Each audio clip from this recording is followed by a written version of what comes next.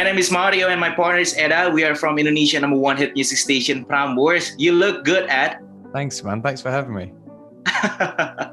Okay, first question. What bad habits did you break?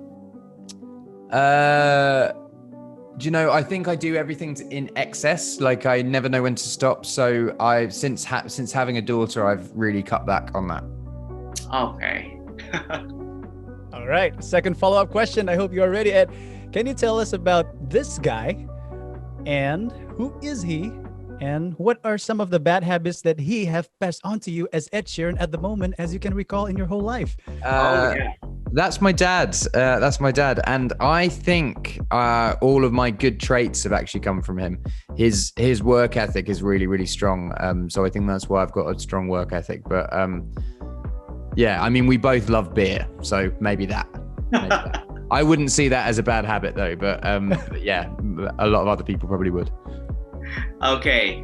I think we both agree that Bad Habits is a perfect radio tune. And I remember when the first time I heard that, it's the same feeling when I heard Shape of You for the first time. Is it really Ed Sheeran? I mean, is it on purpose? Do you always give something different every time you kicks off? Yeah, I think when you're starting an album campaign, you want people to talk. You want people to have an opinion, whether or not they like a song or not. Like all the publicity that the song is getting, positive and negative, is all actually positive because people are talking about the song and listening to it. So I think it's good. All right, Ed Sheeran, I found this picture of you, and it's amazing. Yeah.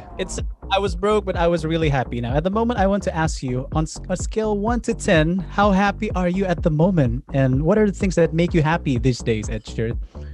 I think, dude, I have nothing to complain about. I'd probably say a 10. I think, you know, that I have elements of my life that have difficulties in them that would and have made me very unhappy in the past. But, you know, I've got a really beautiful, healthy daughter. My wife is wonderful and healthy. My parents are still around and healthy. Like I've got no complaints. My career is still going well. I think you know there are a lot.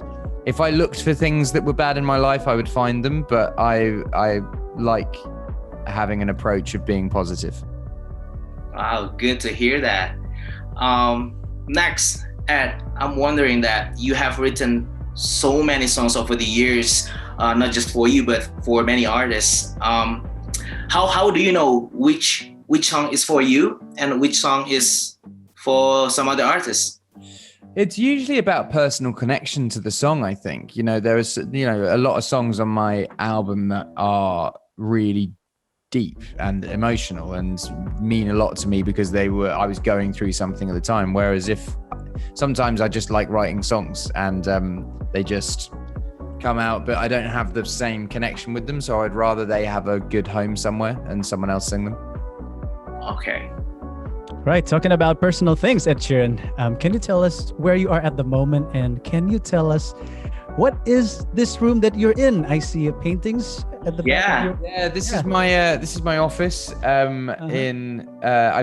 This room was created for these Zoom interviews. Like I never had an office before. I would usually just sort of work in the house on the kitchen table or something. But so this is my house is like a 10-meter walk away.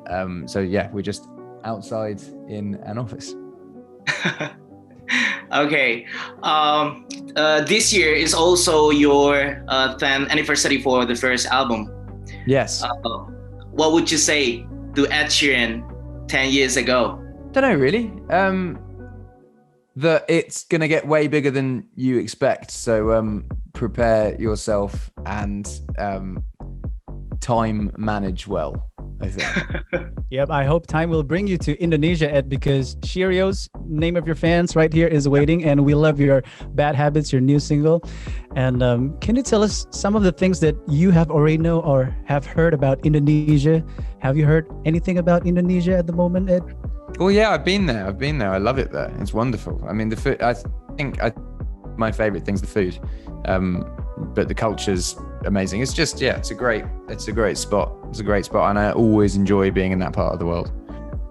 Yeah, too bad you didn't make it to Indonesia for the last tour because you broke the arms. You remember? Oh yeah, man, I'm sorry. But anyway, I still make it because I went to Malaysia for the last tour. I've been to Indonesia just on holiday though. I've been not to do shows, but I've been there just to hang out. I love it. Yeah. I was very happy because I still saw your performance in Malaysia. I saw you being alone on the stage. I mean, you gave us so much energy, but doing tour the whole year, how do you recharge your energy back? I think just rest in between sleeping. Yeah. Which doesn't happen a lot now. I've got like a little daughter, but yeah, it's good. I think you need to watch what you put into your body as well. Yeah, because sometimes like really bad food can just make you ill. Yeah. What are some of the favorite foods that brings you joy whenever you're on tour, Ed Sheeran? Just any local cuisine.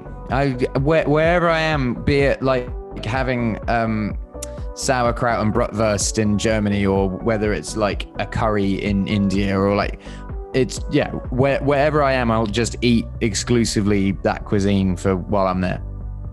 What about Chinese food with Heinz ketchup? Oh no, I would never do that. I would never do that. Yeah, no, that was that. So in the packet in the video, it was actually it was just fries that were in there. There was no Chinese food in there. Okay, actually, I'll be coming 30 next year. Any advice, Ed? I think I'm having more fun in my 30s than I was having in my 20s. So yeah, I think 30s is a good time. You're gonna have it. Oh, really? Yeah. You've mentioned on your recent interviews that you live 30 as if it was your 20, and you live 20 as if it was your 30. What are the traits that make it that way, Ed Sheeran? No, I think what I said was I've spent my 20s trying to look 30. You know, when I was growing my beard out and glasses and blah blah blah. And now I'm 30, I sort of want to look 20 again. So I've shaved my beard, and yeah, here we are. Yeah. You look very good. You look perfect. Thank you, man. That's very kind. Thank you. Okay. I think for me, last but not least, me and Eda have a band. Do you have any advice for us or for anyone who starts career as a musician in terms of songwriting or consistency? Do you have I think actually in terms of like any career, be it music or anything, like you make your own luck. You can't rely on being lucky if you're not working hard in the space where you're not getting opportunities. So luck is basically when preparation meets opportunity. If you're like fully prepared and practiced and you're the best at your craft. They said that Michael Gladwell 10,000 hours theory. Like I really believe in that. Like put 10,000 hours into anything to become an expert, and that goes for like anything. That's not just music. But if you want to be a musician, write as many songs as you can, do as many shows as you can, practice every day, because there's someone out there who's working harder than you. So you have to get anywhere, you have to make sure you are the hardest working. And if there's someone who's working harder than you find out how they're doing it, and then you work harder than them, basically. Wow, thank you so much. Thank you. Nice one. Thank you, guys. Thank you, Ed Sheeran. Have a fantastic rest of your day. Yes. Will do.